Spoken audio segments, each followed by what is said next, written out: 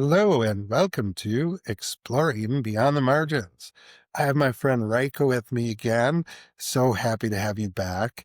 And I know we just talked about this, and hopefully I can manage to not mess it up. What I want to talk to you about, what I want to learn about today is about Samhain. I want to learn anything that you want to tell us about. And whenever you feel like you've said enough, then I will jump in because I'm sure I'm going to have a lot more questions. Please feel free to jump in whenever you're ready. Absolutely. So we're recording this. It's October 31st. Today is a day where a lot of people now, modern witches, are celebrating today as Samhain.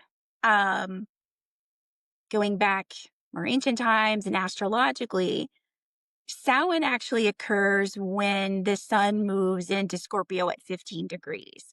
So before it fell somewhere around like between November 4th and November 7th. I bring this up because I had a person, it was regarding a post, and they're like, hey, well, can I have like a whole week long celebration? Blah, blah, blah. And I was like, absolutely. And I brought it up because a lot of people don't know that this is just Halloween. It's not the actual Samhain date, which it kind of moved, back then a little bit because it was all based on the sky. Everybody watched the sky and what the sun was doing, what the moon was doing, and feeling the energies of the earth and whatnot. So they were, watching the sun to see, or not the sun, but watching the sky to see when it was kind of in that 15-degree mark. And that is astrologically, also energetically, Samhain. So Samhain is an ancient pagan tradition. It goes back to ancient Ireland, the Celtic people, Ireland, Scotland, even kind of Britain, but it kind of started more like Ireland and Scotland area. Um, it is a it is a fire festival. Traditionally, they'll build big bonfires. It's a celebration of the end of the harvest season and moving fully into winter. So there is so much negative lore around Samhain because people think because it is a pagan tradition that, oh, that means, there was animal sacrifice and the season of the dead and we're moving in.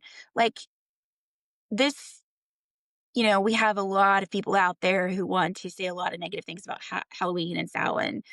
It's the devil's holiday and this and that. Well, witches don't believe in the devil, first of all.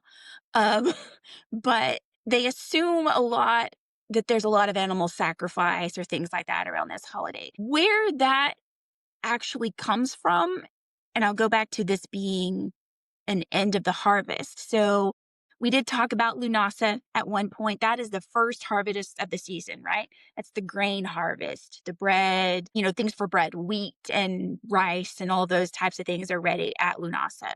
And then you have Mabon, which is the second harvest. That's the autumnal equinox.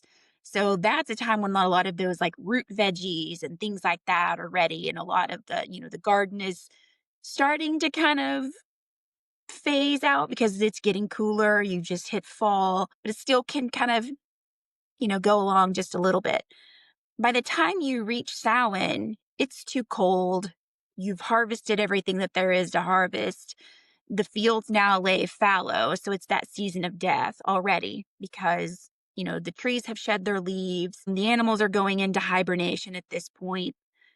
You may have, in some places, I know in Colorado, a lot of times by Halloween, Samhain time, we've already had a snow there, definitely in the mountains. So the ground lays fallow. And it is the final harvest because this is the time where they take stock of what they have, let's say, in their cellar or their pantries. And they call it the blood harvest because this is the time where they are taking animals to use for meat for the season, for the winter, storing meat. So that's why it's called the blood harvest. It has nothing to do with sacrificial. Did back in the ancient days, they did this in a traditional ritual way?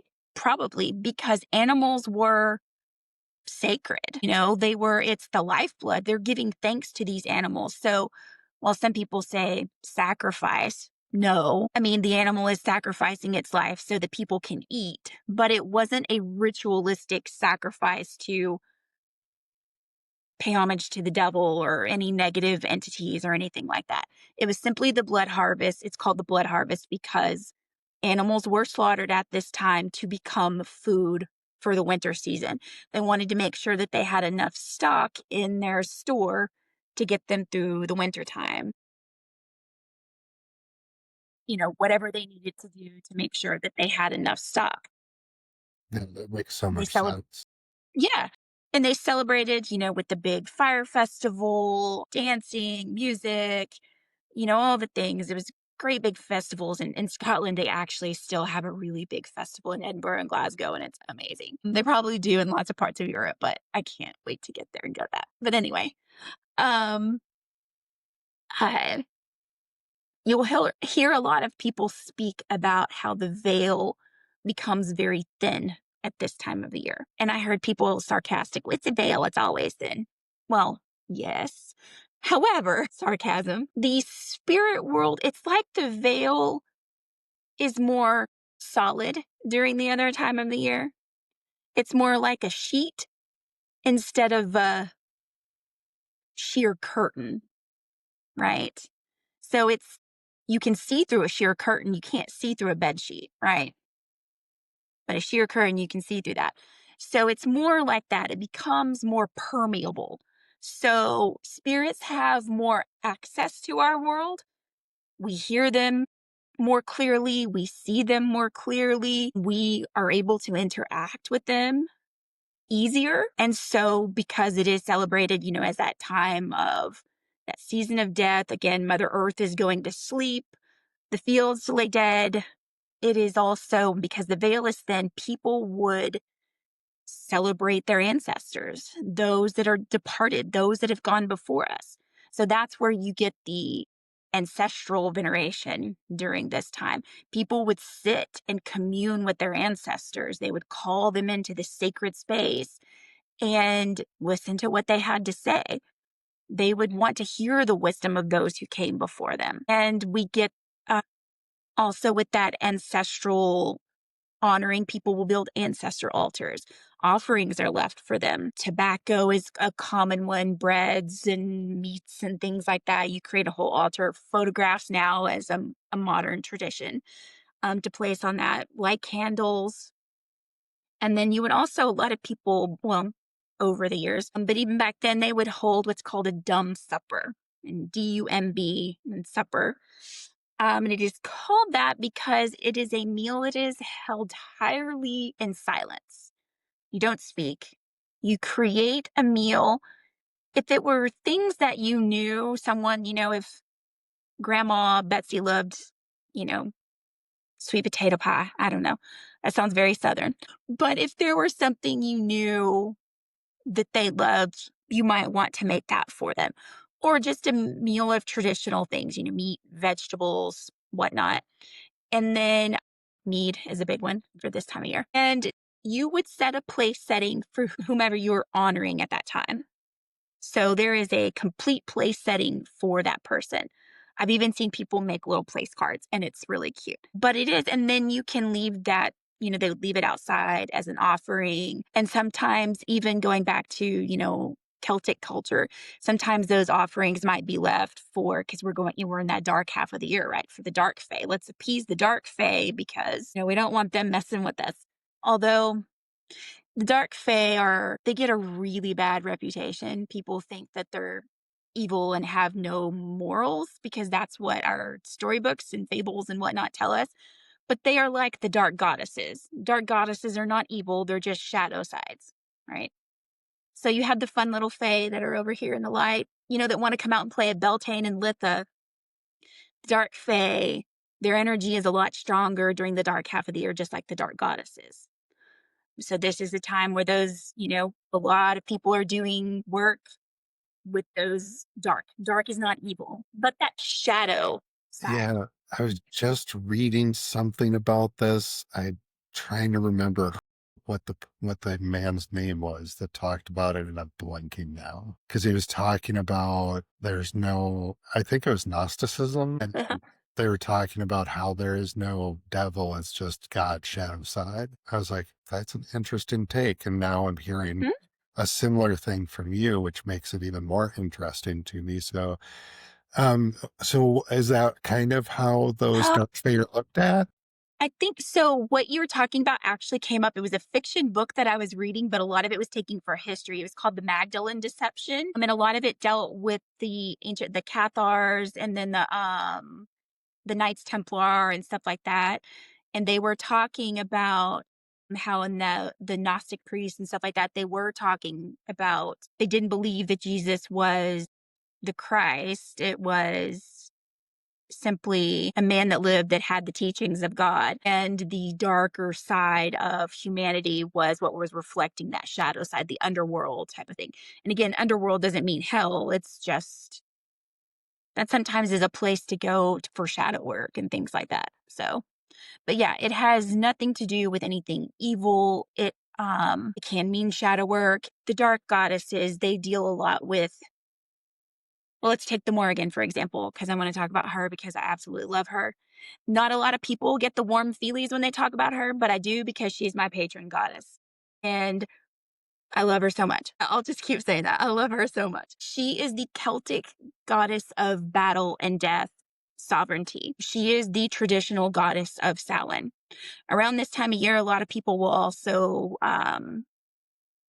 pay homage and venerate Hecate because she's the goddess of witches and the crossroads and stuff. And we'll get to her in a second. But the Morrigan, in the culture, the Celtic culture, she is the goddess of Samhain. She is also the washer at the forts. So on the battlefield, one might see a wolf or a raven circling. She knows ahead of time who is fated to die in those battles. She could also change the tides of a battle if she chose to. So she's also kind of seen as a goddess of fate in a way because she knows who's fated to die. And then as a soldier would fall, she would take their soul, she would wash. So some people, again, going back to the washer of the ford, they would see her along the riverbank as a woman washing the uniform of a soldier, of a fallen soldier. So she's washing the blood from it, right? So that the soldier can go into the afterlife. And she would help those souls cross over. So she would track the battlefield. Again, sometimes she stalked it as a wolf, sometimes as a raven. She is a shapeshifter, shadow figure. She also has another form that's not super important right now. But she's known as a triple goddess. She does have the three forms. She comes as Mother Maiden Crone.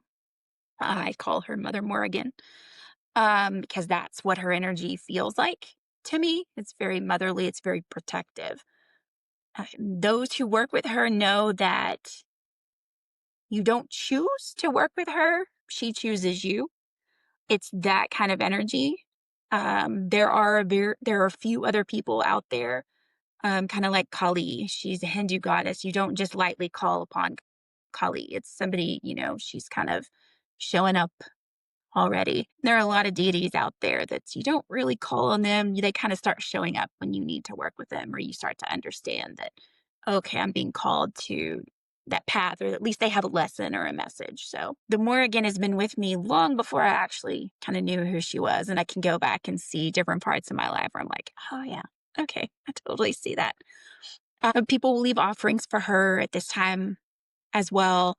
Things that symbolize war. I have an obsidian arrowhead. Obsidian is one of her crystals. Raven feathers. She's known as the crow goddess, the Raven Queen, because again, she turns into the raven. So raven feathers. She likes Irish whiskey also as a as a little offering. So you can honor her even if she isn't a goddess that you work with, and that's still considered okay because she is traditionally the goddess of Samhain, like I said. So if someone wants to place an offering for her just as a veneration for her, knowing that she is the one that rules the Sabbath, then that is perfectly okay. It's not out of line for anyone to do that, even if they don't work with her. So what else do I know to talk about? Talk about Hecate just for a second. She's, again, I said, goddess of witchcraft, the crossroads. She's the keeper of the keys. She is a dark goddess. She is the one, she's again a triple goddess.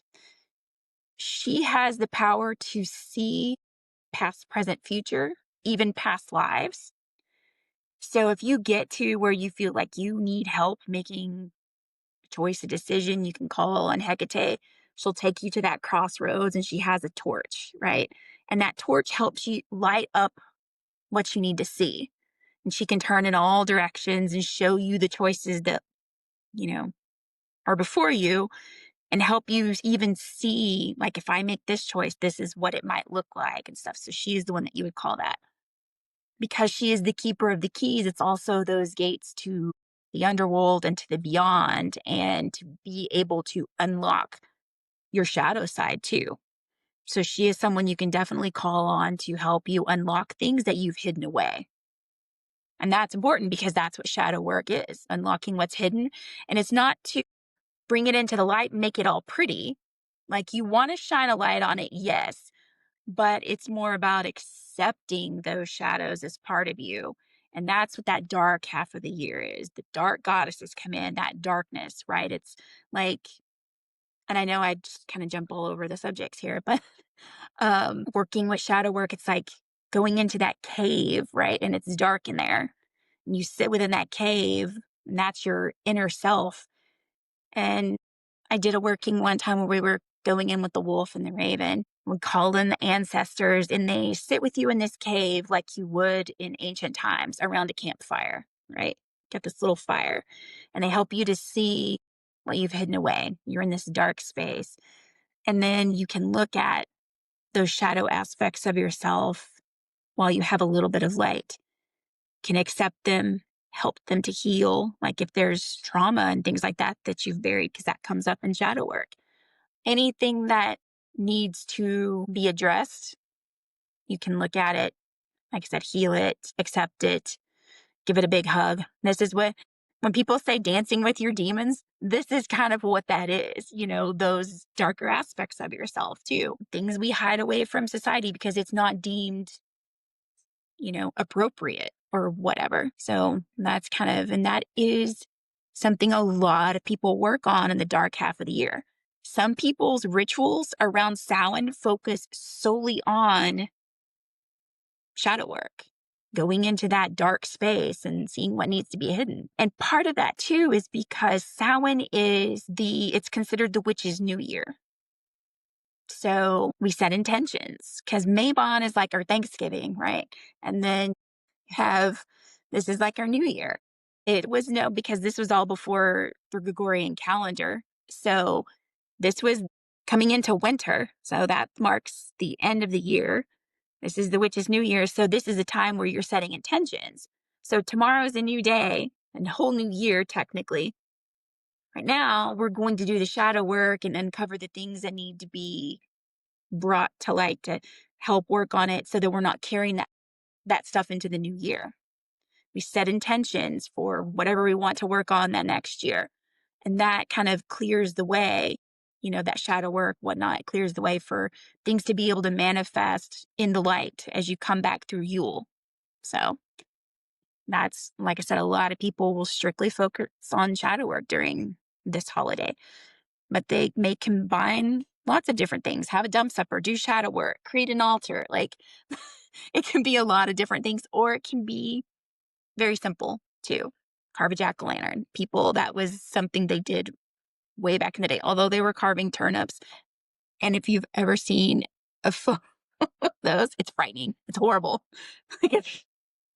I'll have to look and see. I'm actually glad you brought up the shadow work thing because, as you know, and I won't share too much because, like I always say, it's not really about me, it's about my guests. But this was something that you were a part of. After our first couple of recordings, I had spiraled pretty bad both times. And there were a couple of recommendations made. And I tried a couple of different things. And what I ended up doing was cord cutting and shadow work that was done ended up not being what I originally had thought it was.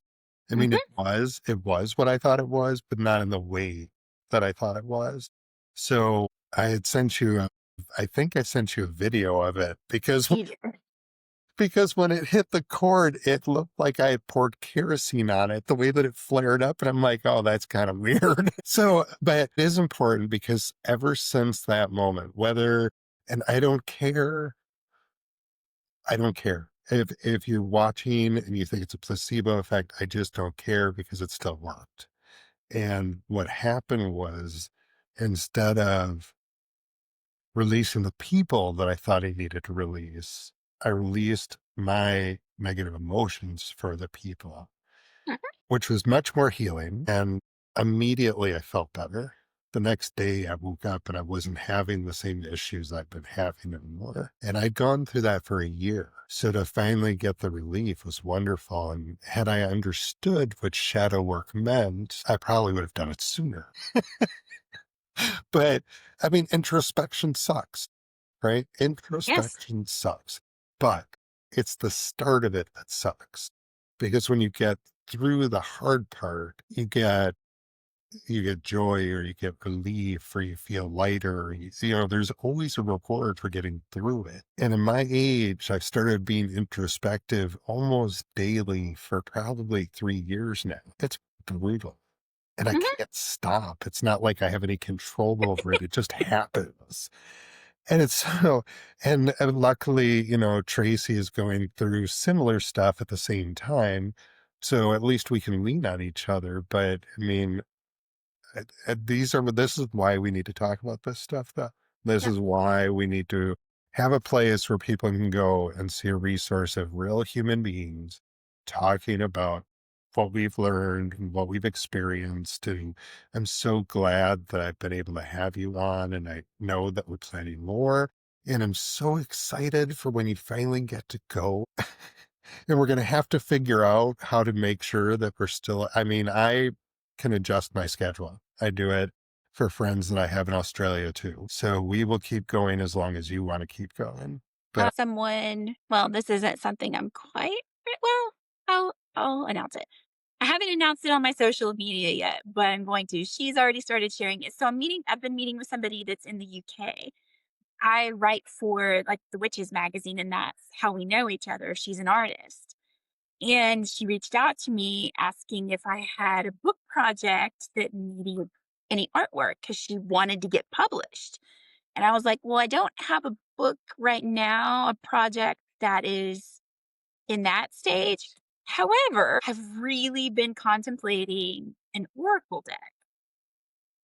So, and I realized, and I don't even know what I was thinking about.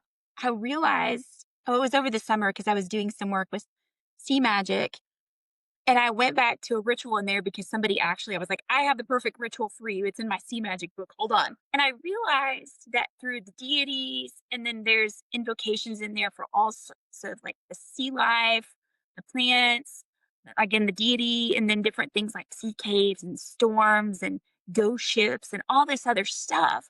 And I was like, I already have the bones through my book for like a complimentary oracle deck. And so I was like, this could work. I take the invocations and then I just write a little blurb like, there's one like, if shark has, if shark's fin has broken the water in your reading, then blah, blah, blah, blah, blah. And it's all what the shark symbolizes and stuff. And so she is doing the artwork for this. And it's amazing. And I'm super excited. So we always have to work it out like, okay, if we can meet this time, then that's there. And there was even one time when I was meeting with another group of magazines where I was like, I was meeting them at 5 a.m. because they had only this time window, and that's here and it's, whatever, 10 o'clock for them, depending on where we are in time difference, because sometimes we were 6 and now it's 5 because I don't know if their time has already changed. Anyway, but we're 5 hours ahead right now, but sometimes it's 5 times at 6, but we can definitely work on it because I'm already doing that with other people that are in the UK. So, yeah, yeah, we just adjust it, but so that's that'll right. be something exciting in the future. We'll Well, yeah, release we'll my totally work it out. Oracle deck. Yes. Yeah, totally. And I'm glad you said that because that gives me an opportunity to do this before we sign off. First of all, let me remind everybody that's watching, if you like the content, please subscribe. Rika will be around more. We have a lot more guests coming up. In fact, thank you for saying Oracle cards because it made me think of it. A friend of mine in Nevada, she currently creates tarot cards. and she wrote a book about it. She will be a guest coming up soon. One of her family or friends from Hawaii, his name is Joe. He's a ghost hunter. He'll be coming on. We still Nice. have Joey, our local author.